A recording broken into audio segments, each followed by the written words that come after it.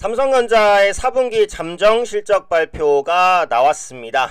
역시 이제 장 초반, 장 시작하기 전에 항상 이제 발표했듯이 이번에도 장 시작 전에 발표를 했고요. 삼성전자의 잠정 실적 발표가 나왔다는 건 뭐죠?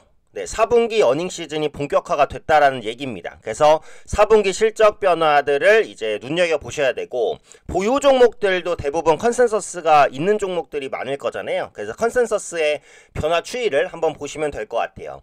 자, 일단 어닝 쇼크가 났는데 어제도 말씀드렸습니다. 어닝 쇼크가 날 가능성은 있다. 그리고 그 이후의 흐름도 어제 말씀드렸고 뭐 비슷하게 진행이 되고 있기 때문에 크게 이제 코멘트할 부분은 없지만 생각보다도 더 강해요.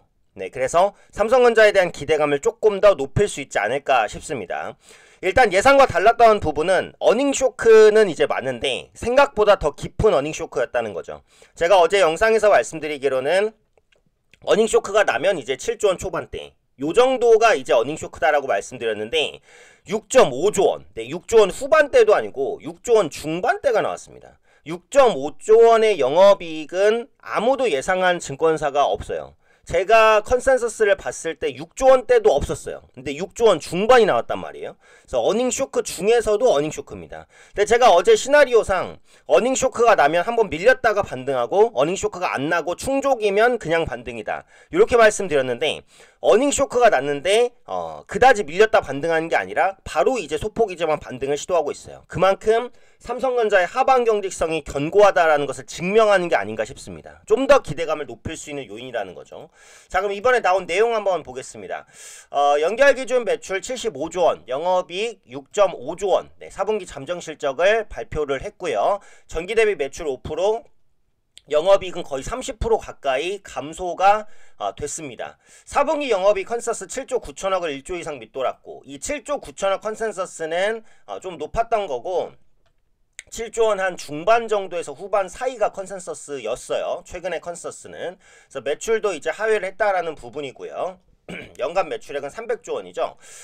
역성장은 이제 반도체 디스플레이 사업 부진 영향입니다. 예상했던 부분이죠. 반도체 부분의 4분기 영업이익이 전분기 대비 10% 가까이 적은 3.5조 원에 그칠 것으로 추정을 해왔었던 부분이고, 이유는 레거시 메모리 공급 과잉. 요게 이제 어쩔 수 없어요. 중국의 뭐 창신 메모리, 뭐 여러 가지 이제 메모리 업체들 있잖아요. 양지 메모리도 있지만 업체들의 이제 DDR4 관련된 이제 공급 과잉. 레거시 쪽은 중국이 이제 확실히 점유율을 높이고 있기 때문에 삼성전자가 설 자리가 별로 없기는 합니다. 어제도 말씀드렸던 부분이지만 삼성전자는 돌파구를 반드시 반도체에서 찾아야 되고, 그것도 이제 고성능 반도체, 그게 이제 DDR7이 됐든 HBM이 됐든 CXL이 됐든 고성능 반도체로만 극복할 수 있어요. 그래서 그 부분의 기술력을 키우는 게 핵심이다라는 말씀을 드렸기 때문에 레거시는 올해는 일단 기대할 게 현재로서는 없습니다. 감산에 들어가는 부분은 좀 더 지켜봐야 될 부분이고, 그리고 이제 파운드리 사업부 적자 폭 확대, 요것도 예상이 된 거예요. 왜냐면 삼성전자는 어쨌든 공장처럼 찍어내는 메모리 반도체에 특화된 업체인데 파운드리는 주문하는 대로 생산을 해줘야 되고 그 주문하는 기업과의 소통도 엄청 중요해요. 근데 이건 삼성전자가 지금까지 진행했던 업무 방식이 아니에요. 그러니까 삼성전자는 자체적으로 기술을 고도화하고 고도화된 메모리를 많이 찍어내고 재고를 확보해서 그걸 파는 이런 영업을 해왔지, 이렇게 뭐 주문사와 이제 커뮤니케이션을 하면서 만드는 데는 익숙하지 않아요. 근데 파운드리는 그게 필요해요. 근데 그 부분을 단기간에 가져갈 수 있을까요? 당연히 가져갈 수 없죠. 그래서 파운드리 부분에서는 당분간은 어쩔 수 없습니다. 성과는 앞으로는 저는 기대를 하고 있지만 당분간 사업 부진은 어쩔 수 없어요.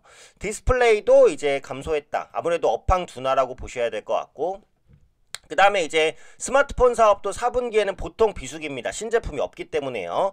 보통 이제 비수기이기 때문에 스마트폰 부분도 안 좋았다. 요것도 이제 다 예상할 수 있는 부분이라고 보시면 되고, 연구개발비 증가도 당연하죠. 그런 투자가 있어야 이제 나아갈 수 있는 부분이니까요. 그리고 비메모리 사업 부분도 부진했다고 하잖아요. 이것도 당연한 겁니다. 삼성전자는 메모리에 특화된 업체지 비메모리에 특화된 업체가 아니에요. 그래서 비메모리 사업 부분에서 성과를 내는 것도 어쨌든 시간이 필요해요. 기본적으로 메모리는 적은 종류의 제품을 많이 생산하고요.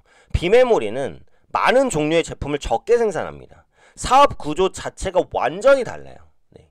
그리고 메모리 같은 경우에는 뭐 어떻게 보면 고도화된 지능이 필요하다라고 쉽게 표현하면 비메모리는 창의성이 필요해요.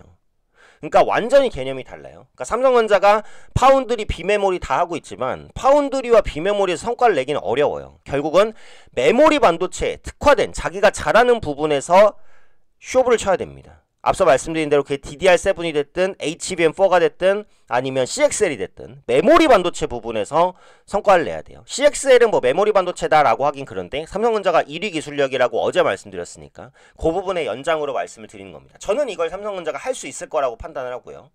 부문별 실적은 아직 공개가 안 됐지만 반도체 DS는 3조 원 안팎으로 추정을 하고 있고요. MX 2조 원 안팎, 디스플레이 1조 원, TV 가전 3천억 안팎으로 보고 있습니다. 그래서 공급 과잉 때문에 메모리 가격이 이제 좀 예상보다 낮아졌잖아요. 그래서 그 부분이 어쩔 수 없이 작용했을 것이다. AI 열풍으로 HBM 수요는 견조한데 삼성전자의 4세대 HBM이 엔비디아 납품 등 양산 일정 지연으로 아직은 기여도가 낮은 상황이다. 다만 제가 어제 말씀드렸듯이 삼성전자가 엔비디아를 제외한 구글, 아마존을 비롯한 미국 빅테크라든지 다른 기업 향으로는 꾸준하게 HBM 공급을 늘리고 있습니다. 특히 4분기에는 엔비디아를 제외한 다른 업체로의 공급량이 크게 증가했을 것으로 보이기 때문에 HBM에 대한 기대감은 계속 유지가 된다라는 부분이고요. 엔비디아에서 영영 삼성전자 제품을 안 쓰겠다라고 한 건 아니에요. 엔비디아도 현재 삼성전자의 HBM을 퀄테스트를 하고 있는 중이고 언제든지 쓸 수 있습니다. 그래서 그 부분의 기대감이 무너진 것은 아니니까 그 부분도 너무 크게 우려하지는 말자라는 부분입니다. 그래서 지금 파운드리 비메모리가 안 좋다는 건 당연한 거라고 말씀드렸어요. 이유도 제가 설명을 드렸고요. 디스플레이와 모바일은 지금 업황이 안 좋아요. 그래서 이제 어쩔 수 없죠. 그래서 기존에는 이제 반도체 부분 레거시도 좋지 않았으니까 사실상 고성능 반도체 빼고는 다 안 좋습니다. 근데 고성능 반도체가 하이닉스에 가려져 있지만 삼성전자의 기술력도 절대 무시를 못한다라는 말씀을 드렸어요. 그래서 이 부분은 예상했던 부분인데 예상치 못한 건 두 가지죠. 첫 번째, 생각보다 더 안 좋은 어닝쇼크였다. 다만 시장은 어쨌든 불확실성 해소로 판단을 할 것이다 라고 말씀을 드렸고 그걸 빠르게 판단하고 두 번째, 일단 어닝쇼크가 나면 주가가 한번 밀렸다가 올라갈 것으로 예상을 했는데 거의 밀림이 없이 지금 마이너스 한 1%권에서 출발해서 지금은 낙폭을 다 메웠습니다. 그죠? 아직은 장 초반이기 때문에 이게 이제 뭐 여기서 끝날지 더 올릴지 아니면 뭐 더 이제 반납할지는 모르겠어요. 그건 이제 지켜봐야 될 부분이긴 하지만 어쨌든 어닝 쇼크를 상당 부분 이미 선반영하고 있었고 오늘 확인이 됐기 때문에 실적 불확실성은 해소가 됐습니다. 그리고 계속해서 말씀드렸던 요 수렴형 패턴, 수렴 이후에는 발산인데 지금 발산이 상방 쪽으로 향하고 있잖아요. 그래서 추가적인 상승 기대감을 완만하게 높여볼 수 있겠다는 생각이고 또 중요한 포인트가 하나 있습니다. 뭐가 중요할까? 자, 보시면 물론 삼성전자나 이런 종목 영향이긴 하지만 오늘 코스피가 일단 장 초반이긴 한데 코스닥은 약보합이고 코스피가 강보합이에요. 간밤에 미국은 어땠죠? 네, 간밤에 미국 지수를 보면은 조정이 꽤 크게 나왔습니다. 그죠? 이게 뭡니까? 미국과의 디커플링, 긍정적인 디커플링 가능성이 열렸어요. 네. 그러니까 예전에는 미국 올라도 한국 안 올라가고 미국 떨어지면 한국 그대로 더 떨어지고 이런 일이 많았잖아요. 근데 미국이 하락해도 한국이 버티거나 상승할 수 있는 가능성이 열렸어요. 지금 미국은 어쨌든 밸류에 대한 부담이 있고요. 한국은 밸류에 대한 부담이 없습니다. 그죠? 그래서 미국과의 긍정적인 디커플링, 미국 시장이 하락해도 한국 시장이 하락하지 않고 버티거나 상승할 수도 있는 가능성들이 열리고 있어요.